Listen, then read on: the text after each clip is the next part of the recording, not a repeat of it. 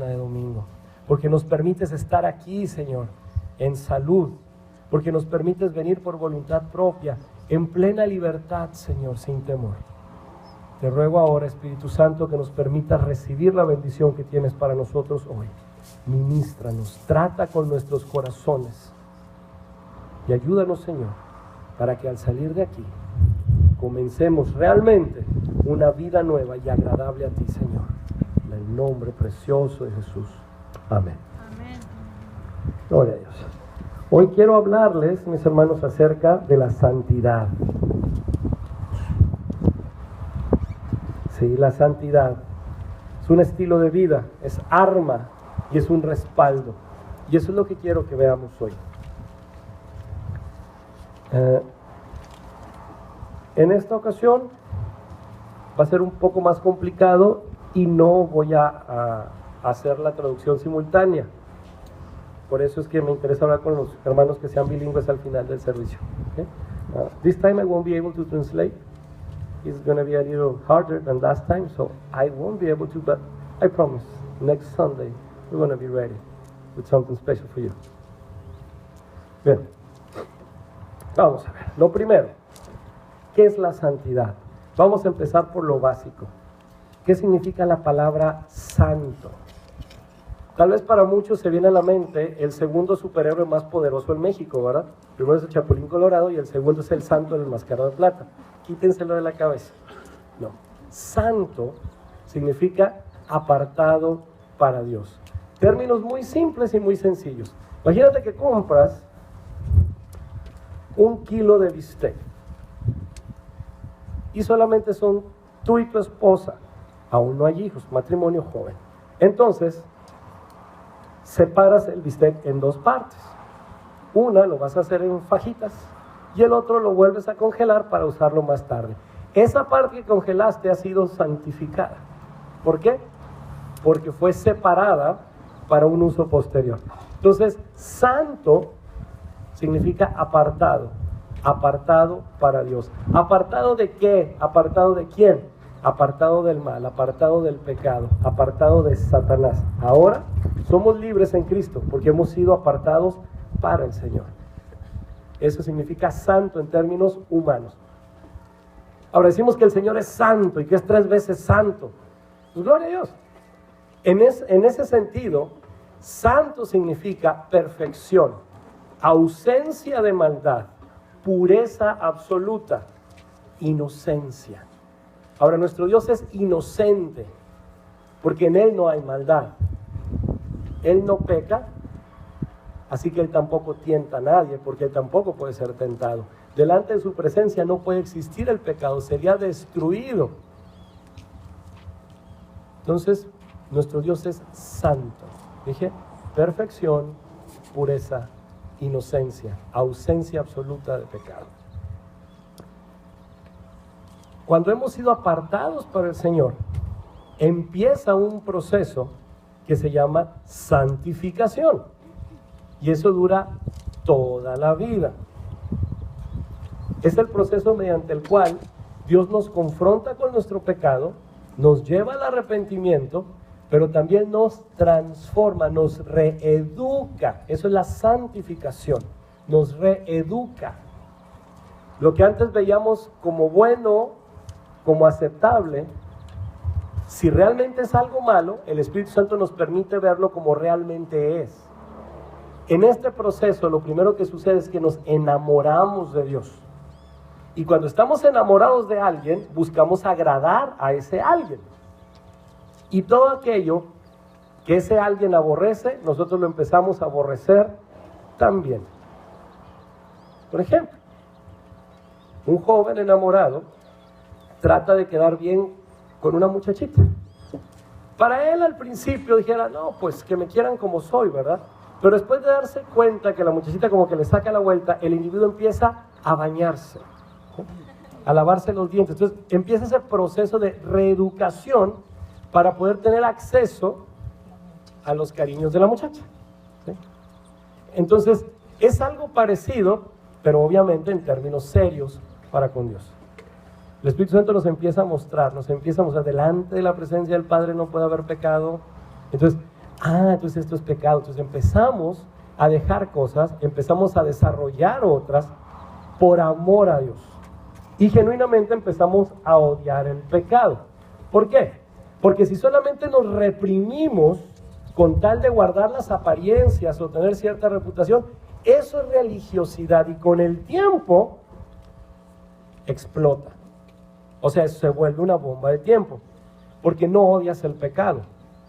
Estás tratando de quedar bien en tus términos. No estás obedeciendo a Dios, sino que estás haciéndolo a tu manera, en tus fuerzas, y cuando ya no puedas, tu caída va a ser estrepitosa y exagerada.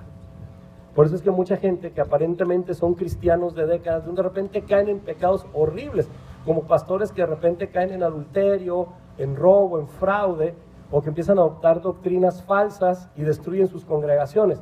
Bueno, es por eso, porque no se han realmente enamorado de Dios y han renunciado al pecado, sino que se forman cierta reputación, porque al principio eso es más fácil, pero hay una consecuencia, hay un precio altísimo a pagar, y uno se vuelve religioso. Eso no está bien. Entonces, el proceso de la santificación es ese que Dios utiliza para reeducarnos. Y la santidad es cuando ya empezamos a vivir con el propósito de agradar a Dios. No somos ya perfectos, no. De hecho, difícilmente vamos a alcanzar ese nivel. Pero ya tenemos un propósito distinto. Queremos agradar a Dios. Realmente estoy enamorado de Dios. Ya rechazo tal o cual actividad. ¿Por qué? Porque es mala. No todo es malo en sí mismo. Realmente son pocas las cosas que son pecado en sí mismo. Y eso lo vamos a ver más adelante. Pero cuando caes en cuenta que uno de tus hábitos, prácticas o gustos son pecado, tienes que dejarlo. Tienes que dejarlo. Les puedo decir que Dios hizo eso conmigo precisamente. Cuando yo recibo a Cristo, yo dejo de tomar, de fumar, dejo de pelear, dejo la pornografía. Y no quiere decir que no haya habido batallas en estos 20 años, sí las ha habido, pero gloria a Dios siempre ha habido victoria. Ahora bien, les puedo decir, en cuanto al cigarro, muy peculiarmente al cigarro y las malas palabras, siendo que yo empecé a fumar a los 12 años y con las malas palabras desde los 5, cuando Dios limpia mi boca, mis pulmones, llega el momento que hoy día les puedo decir que me tengo que controlar para no tener una reacción de ira cuando me dé el olor del cigarro, porque me enfurece. Cuando escucho malas palabras, y pobre que me las dirijan a mí, o leperadas, obscenidades, aunque no sean para mí, Señor, dame paciencia, porque eso me enfurece, me enfurece. ¿Por qué?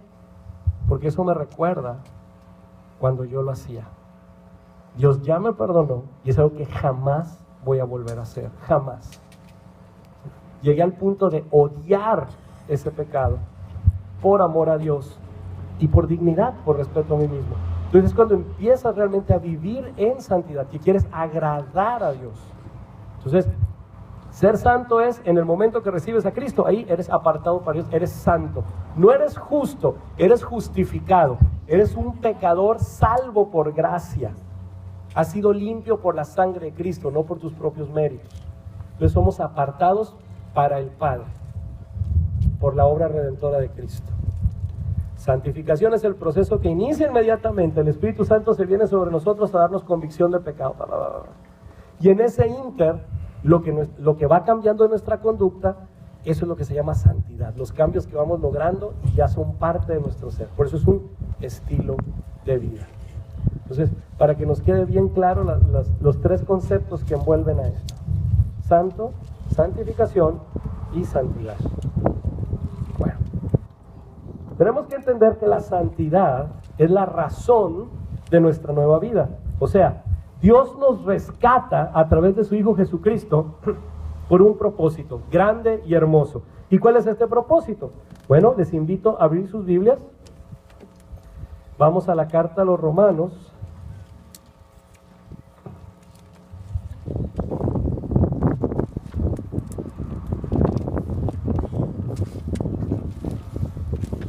Romanos 8, 29. Dice, porque a los que antes conoció, también los predestinó para que fuesen hechos conforme a la imagen de su Hijo, para que Él sea el primogénito entre muchos hermanos. Dios nos quiere adoptar. Dios nos quiere adoptar. Él nos da una identidad nueva. Él nos hace parte de su familia. De ahí vamos a Efesios 1:4.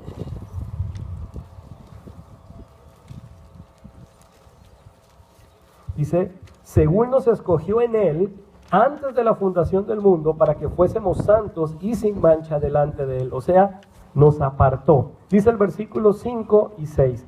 En amor, habiéndonos predestinado para ser adoptados hijos suyos por medio de Jesucristo, según el puro afecto de su voluntad, para alabanza de la gloria de su gracia,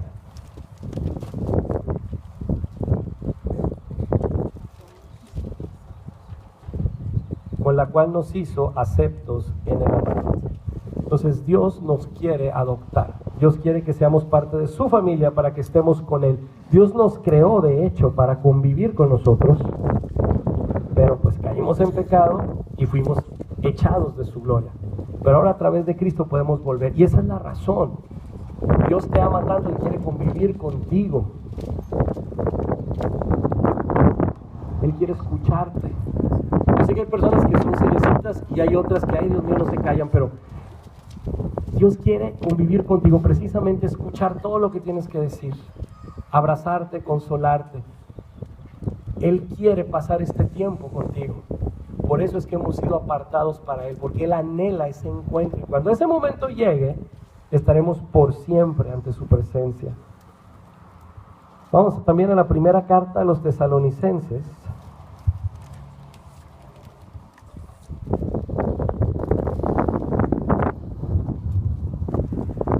Dice el capítulo 4, versículos del 1 al 7. Por lo demás, hermanos, os rogamos y exhortamos en el Señor Jesús, que de la manera que aprendisteis de nosotros, como os conviene conduciros y agradar a Dios, así abundéis más y más.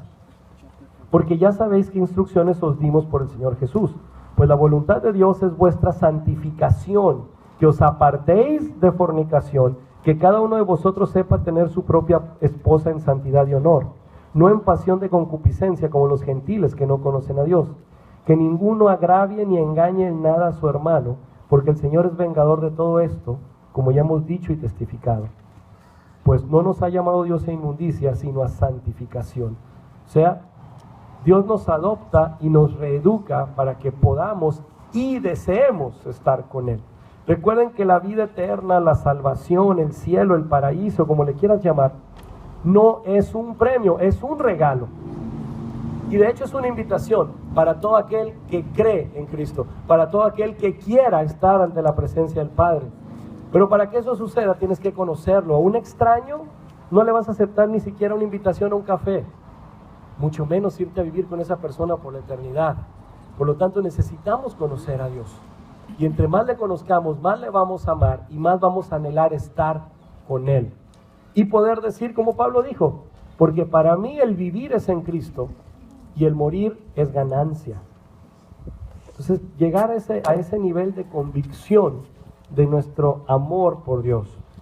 Bueno, eso es en cuanto al estilo de vida y propósito de la santidad. Ahora bien, vamos a ver por qué también es importante.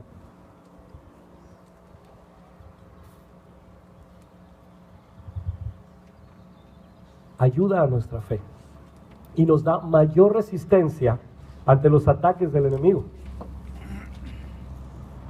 El proceso mismo de la santificación, o sea, ya eres apartado para el Señor, entonces Dios tiene sus ojos en ti. Y el Espíritu Santo, al iniciar el proceso de la santificación, es como inscribirte en un gimnasio, aunque no quieras. Y no solo te inscribe, te lleva. Y si no vas, te trae las herramientas, pero no te salvas de ejercitar. Así que el proceso de la santificación te fortalece espiritualmente, aumentando así tu fe. Y de esa manera nos da mayor resistencia ante los ataques del enemigo. Nos capacita para correr más rápido, para huir de las tentaciones. Nos da fortaleza y ánimo para resistir los tiempos difíciles. nos da autoridad y poder para reprender a Satanás cuando se atreve a acercarse a nuestros seres queridos. Y así también nos capacita para poder orar por enfermos y que estos sanen. Entonces, nos da mayor resistencia. Primera carta del apóstol Juan.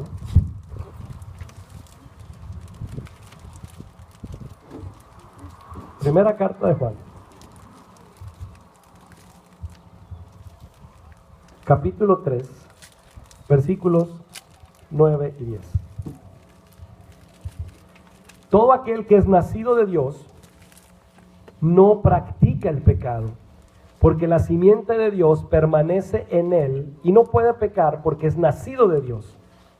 En esto se manifiestan los hijos de Dios y los hijos del diablo. Todo aquel que no hace justicia y que no ama a su hermano no es de Dios. Los hijos de Dios no practican el pecado. Somos seres humanos. Y aquel que está en Cristo ciertamente es una nueva criatura. Pero la carne no muere tan rápido, la carne es resistente. Por eso el proceso de la santificación de la carne, nuestros malos deseos, nuestros malos hábitos van muriendo y van desapareciendo. Por eso es que somos pecadores salvos por gracia. Habremos de pecar porque seguimos siendo humanos. Sí, vamos a cometer errores, pero son errores aislados. En cambio, los hijos del diablo practican el pecado. Y no solo practican, se gozan en él. Un hijo de Dios ya no lo practica. Recuerden que una práctica es un hábito, es como un pasatiempo o un entrenamiento, como en ensayos con el propósito de hacerlo cada vez más y mejor. Y como hijos de Dios nosotros ya no caemos en eso. Hay una gran diferencia. Ya no nos complacemos en eso. Años atrás, y esto lo he compartido en otras ocasiones, habiendo recaído en alguna práctica pecaminosa, inmediatamente viene lo que es la cruda moral, viene el remordimiento. Y jamás voy a olvidar esta expresión de un amigo al que quiero mucho y que es pastor también hoy día. Cuando no eras cristiano, ¿te daba vergüenza andar viendo pornografía? Pues no, de hecho nos juntamos entre amigos, rentamos películas y pues casi todos los sábados. Y ahora que estás en Cristo, no hombre, no, me siento bien mal, ya hace 2 años que no hacía eso y ya hace 2 noches vi y no, me siento bien mal, me siento bien avergonzado. Es que es el Espíritu Santo que está dentro de ti y que no te deja en paz y te está llevando al arrepentimiento. Entonces, es algo que en teoría conocía, pero por primera vez lo estaba experimentando. Y fue algo tan hermoso. ¿Ves? Dios te ama, por eso te está obligando a que te arrepientas. ¡Wow! Pues ya, ese pídele perdón, ¿para qué pierdes más tiempo? Pídele perdón y ya déjate de tonteras. ¡Wow! Pues sí, ¿verdad? Oramos y recuperé el ánimo. Dios me levantó de allí. Porque los hijos de Dios no practican el pecado. Y yo ya no practicaba el pecado. Por eso es que la presencia del Señor ya no te deja pecar. Está esa incomodidad. Pero si a la inversa dices, es que yo hago esto, yo hago aquello y no siento nada. Ahí sí preocúpate. Porque cuando andas en lugares que no debes andar, cuando haces cosas que no debes hacer, cuando son situaciones polémicas que ya sabes que va a haber consecuencias y no sientes nada y todavía te defiendes, entonces ponte a orar. Porque quiere decir que algo anda muy, muy mal. Hay un vacío allí que debería estar relleno con la presencia del Espíritu Santo. Porque entonces, aunque pienses que no pasa nada, va cayendo la guardia, van bajando tus fuerzas, estás siendo lastimado espiritualmente. A esto técnicamente se le llama en terapia proceso de desensibilización. Cuando algo ya no te asusta, cuando algo ya no te emociona. Entre los adictos a las drogas es desarrollar tolerancia, porque ya no les hace efecto y tienen que aumentar la dosis. Bueno, esto es igual. Ya las cosas que deben darte miedo o coraje te dejan de importar. Y más triste cuando te empiezan a gustar. Ahí es cuando tienes que clamar al Señor, porque necesitas auxilio en esa área de tu vida.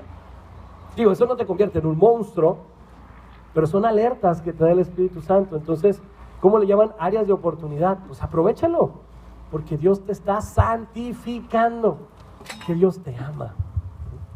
Entonces tal vez no sientes nada, pero de alguna manera el Señor te lo hace ver. Entonces pon atención y sé libre, sé libre. Entonces esto nos hace más fuertes ante los ataques del enemigo. Ya lo que antes te llamaba la atención, ahora te incomoda y te irrita.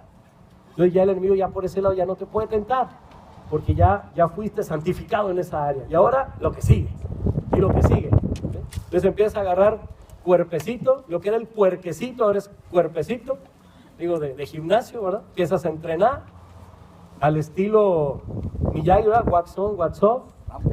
¿Sí? No, ya Rambo son palabras mayores, ¿verdad? Pero sí, gloria al Señor, recibo la profecía, digo espiritualmente, ¿no? Entonces, sí, mis hermanos, ese proceso nos va llevando a niveles, ¿no? A niveles. Y no que te haga mejor que otro, pero te hace más fuerte. Y con eso te enamoras más del Señor. Y una de las características es que al mismo tiempo eres más humilde. O sea, lejos de creerte, es al revés. Te das cuenta de tu necesidad. Y eso te lleva todavía más de rodillas a buscar al Señor. Y ahí es donde está nuestro poder. En esa humildad de saber que necesitamos al Señor y buscarle todos los días. Enamorarnos de Él, buscar su presencia, anhelar estar con Él, abrazarlo, poder sentir una caricia suya, aún sabiendo que no somos dignos de nada. Pero cuando empezamos a sentir ese amor, ¿ustedes creen que Satanás se va a atrever a acercarse a ti? Cuando estás en esa relación íntima de amor con el Señor, que estás abrazado de Él, o como mi hijo cuando se me cuelga del brazo así y no me suelta así, agarrarte del Señor. ¿Tú crees que el diablo se va a atrever a acercarse a ti en ese momento? Porque vas a ver que eres una mujer de oración, eres un hombre de oración, y esos son a los que a los demonios les tienen miedo. Como dicen vulgarmente, el diablo sabe a quién se le aparece. Entonces, no te creas mucho porque el diablo se te apareció. Mejor pregúntate, caray, ¿por qué se atrevió a aparecerse a mí? No, al revés. Esto nos hace fuertes, pero en el Señor. Y nos hace humildes, y ahí es donde está la fortaleza real. Esa humildad de saber que tenemos que buscarle. Una consecuencia hermosa y también de poder es el respaldo a nuestro testimonio. Cuando vivimos en santidad, nuestras palabras son respaldadas por nuestro estilo de vida.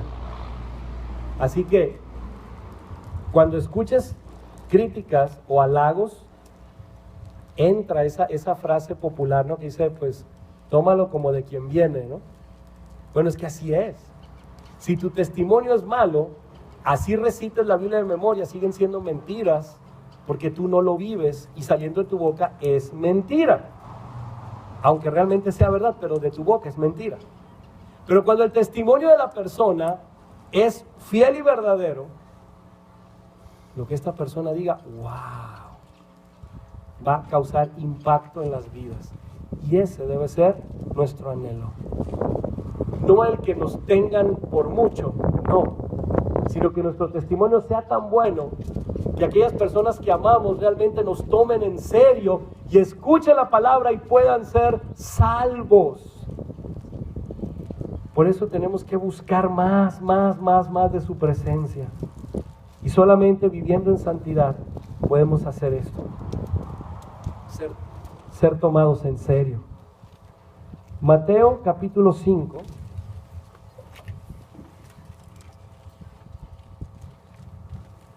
Versículos del 14 al 16.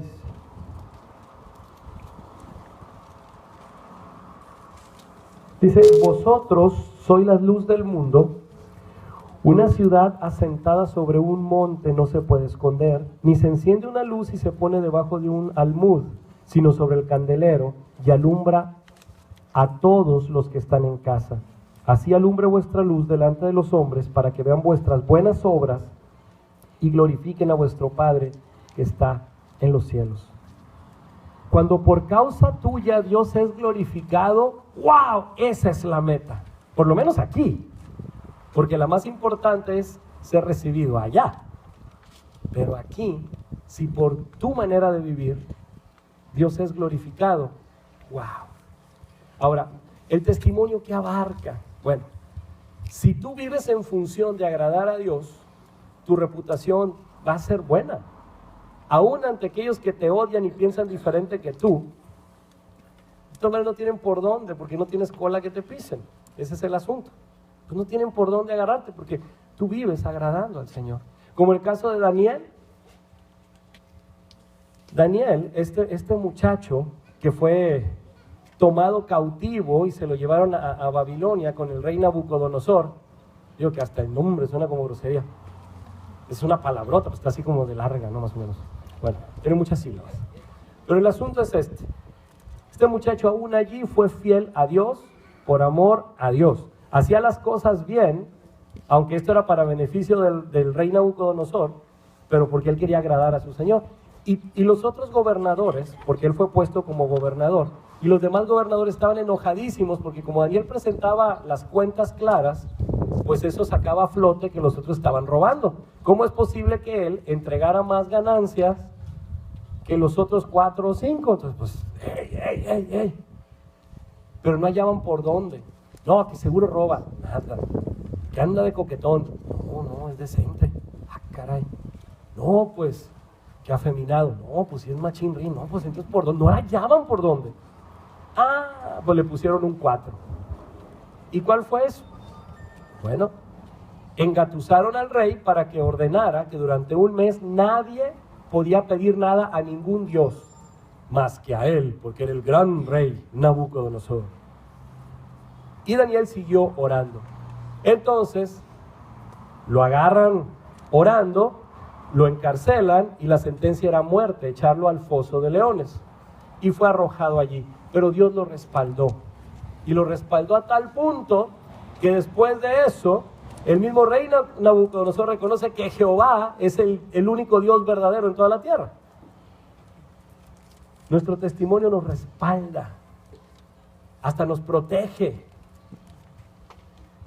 Entonces, escuché hace tiempo de un muchacho que dejó las drogas, pero no solamente se drogaba, sino que se metió con la gente equivocada, pero él deja las drogas y la familia estaba en Cristo y fueron a buscarlo, los mismos delincuentes fueron a buscarlo a la iglesia y le dijeron, venimos por fulano y lo venimos a matar, pero es que él ahora está en Cristo, que esto y lo que sea. Entonces el jefe le dijo, está bien, mientras el muchacho sigue en la iglesia está bien, pero nomás te regresas al mundo y eres hombre muerto. Es un testimonio verídico de hermanos en otra iglesia. Y gloria al Señor. O sea, ¿cómo puede el testimonio de una congregación o el simple hecho de decir, soy cristiano, soy un hijo de Dios, ser tan fuerte que pueda llegar a este nivel? ¿Sí? Pero eso sí, si son mentiras, va a haber consecuencias, porque el diablo no perdona.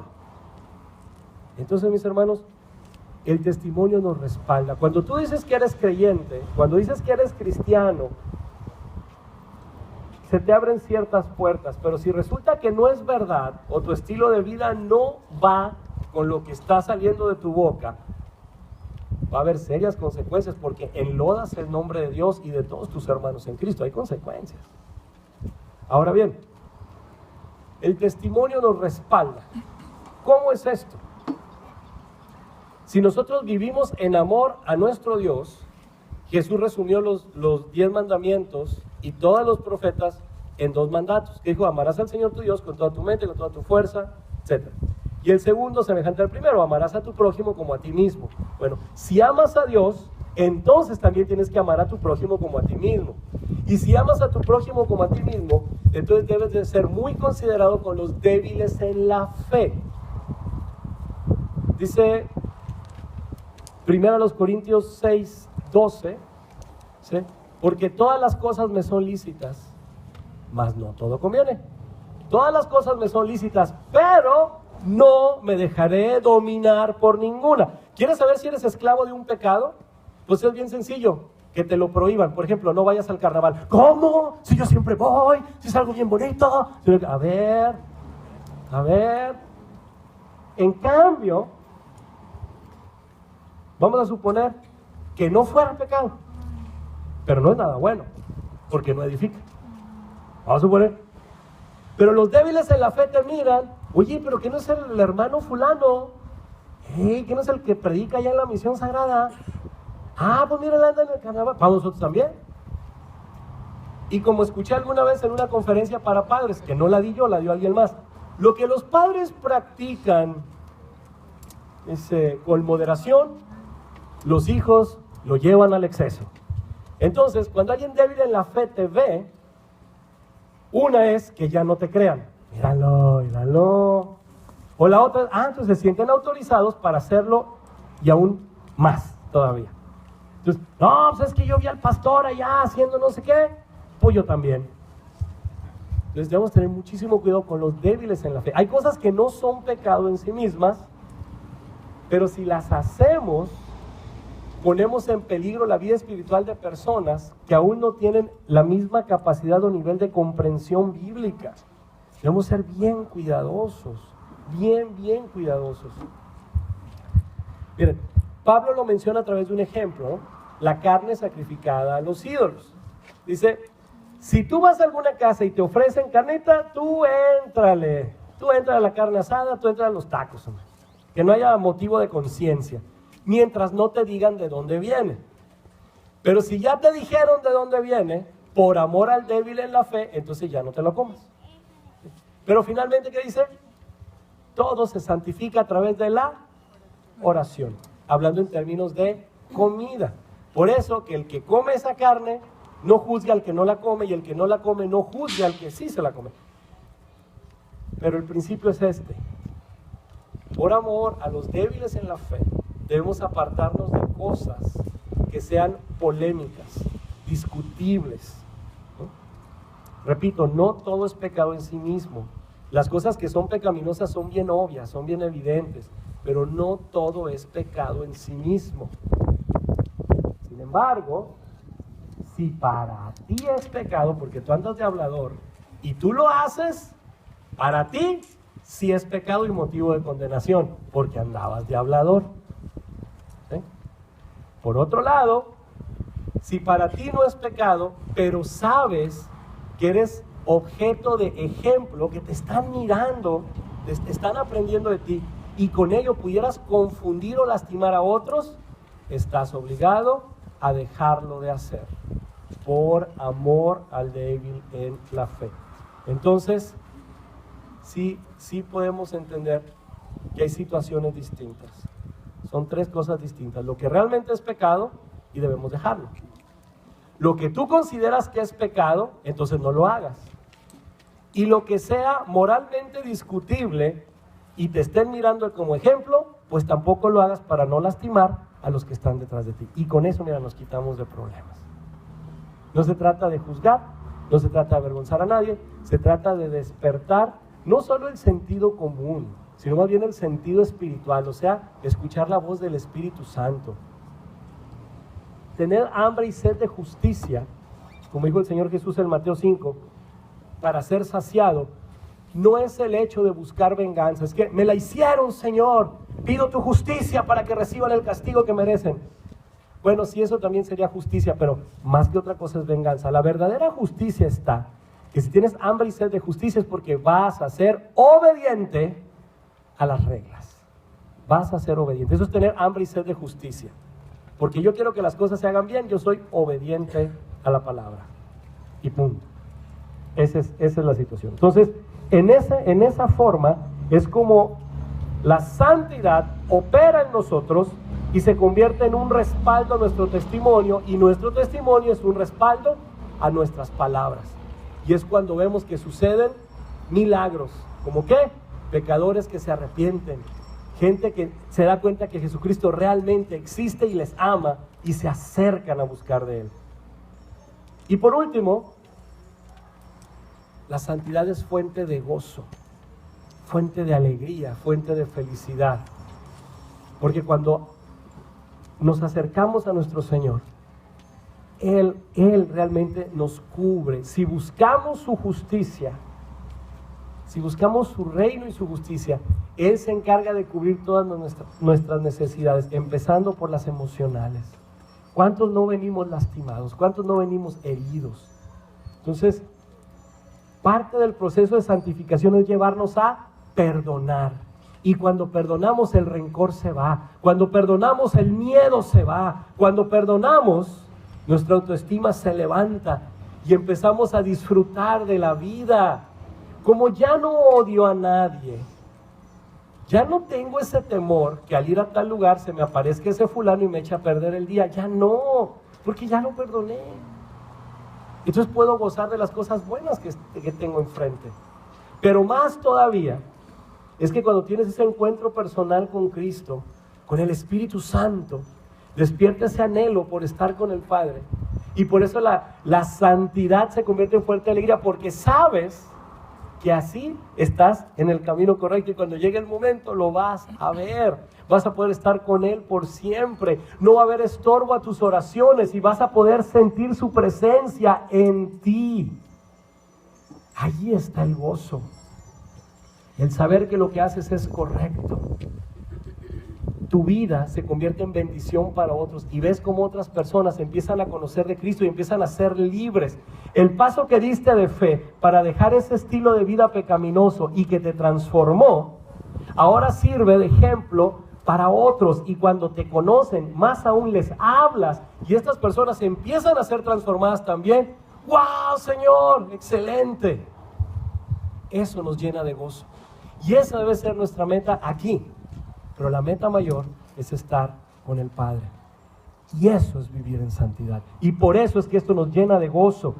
Salmo 119.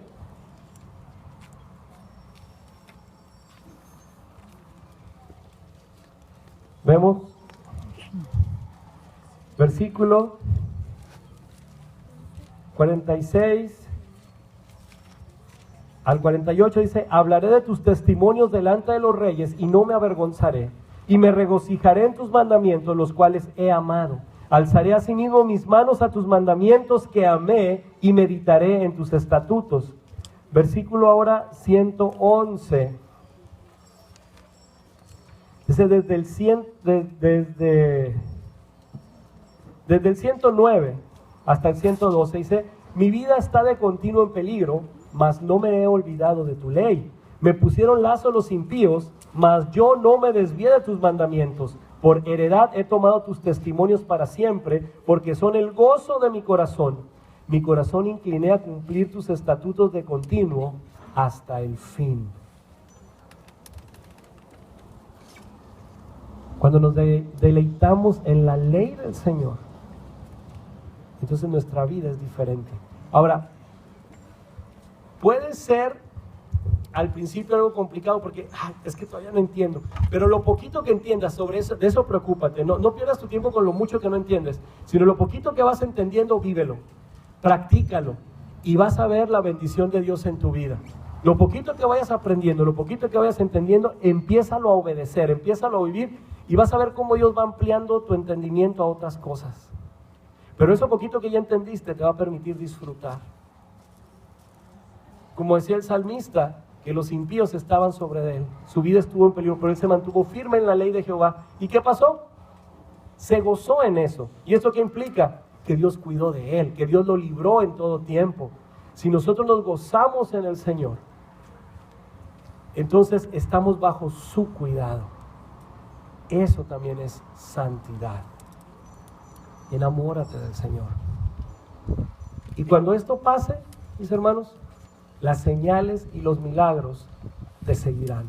Cuando hables del Señor Jesús, aquí no dice que tienes que tener dones en específico. Aquí dice que los que somos enviados en el nombre de Jesús y vamos a predicar su palabra, nos seguirán señales y milagros, porque el Espíritu Santo es quien nos va a respaldar. Por eso, la vida de santidad es indispensable.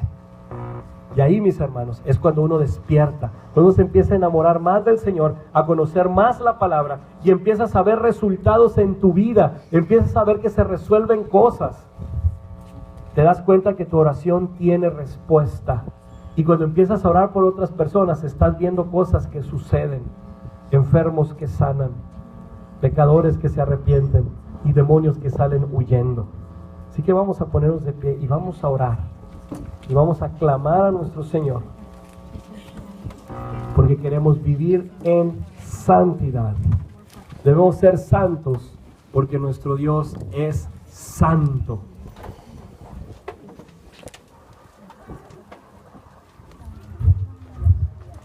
Y lo más hermoso es que en la medida que tú más le buscas, Él te limpia y te hace libre de todo aquello que te atormenta, de tus tristezas, enfermedades, adicciones, de tu ignorancia, inclusive hasta de tu propia maldad. Dios te empieza a librar, Dios lo empieza a quitar y Él te hace libre. Vamos a orar. Si aún no has rendido tu vida a Cristo, yo te invito a que la hagas ahora. Y vamos a hacer esta oración juntos, para que tengas esta oportunidad, para que mi Padre, mi Dios, este Dios amoroso y todopoderoso, venga a tu vida y haga la diferencia. Vamos a decirle: Padre Celestial, en esta hora te entrego mi vida, porque puedo ver cuánto me amas y cuánto te necesito. Transfórmame y escribe mi nombre en el libro de la vida. Adóptame y hazme tu hijo. Señor Jesús, te doy gracias por morir en la cruz para pagar por mi pecado, por limpiarme con tu sangre preciosa y llevarte también mi enfermedad. Te doy gracias por resucitar al tercer día, venciendo a la muerte y al pecado, para darme esperanza. Y por eso tú eres mi Señor y mi Salvador. Espíritu Santo, ven a mi vida y toma el control. Límpiame, transfórmame, cambia mi manera de pensar y enséñame a amar y a perdonar, porque a partir de hoy soy salvo, soy un hijo de Dios y una nueva criatura, y renuncio a todas las obras del diablo que hay en mi vida. En el nombre de Jesús. Amén. Gloria a Dios. Si hiciste esta oración de verdad, de manera sincera, de corazón, entonces ahora mi Dios es tu Dios, mi Padre es tu Padre, y eso nos convierte en hermanos en Cristo. Bienvenido a la familia. Ya no vas a estar solo. ¿Y sabes qué? Ahora todas las promesas de la Biblia, sean 3,000, 5,000, 8,000, las que sean, todas las promesas que están en la Biblia son tu herencia. Tanto las del Antiguo Testamento como las del Nuevo Testamento son para ti. Así que, mis hermanos, el altar está abierto. Ven por tu bendición. Vamos a orar. Vamos a orar. Yo quiero orar nuevamente por los enfermos, orar por aquellos que están en tristeza, en problemas, Señor. Quiero orar por cada uno de ustedes que tenga necesidad, porque hoy es tu día de bendición, hoy es tu día de salvación. Recuerda esto: si no lo sabías, la razón por la cual nos congregamos en domingo es porque Jesucristo resucitó en domingo. Y este es un día de fiesta para nosotros, es un día de vida y de vida abundante. Así que ven por tu bendición, no te quedes en tu lugar. ¿Tienes alguna necesidad? Ven. Yo no te voy a sanar, yo no te voy a resolver la vida. El poder es de Dios, la obra la va a realizar el Espíritu Santo, y si los dos tenemos la fe suficiente, el Señor va a obrar. Ven por lo que es tuyo, porque este es tiempo de bendición.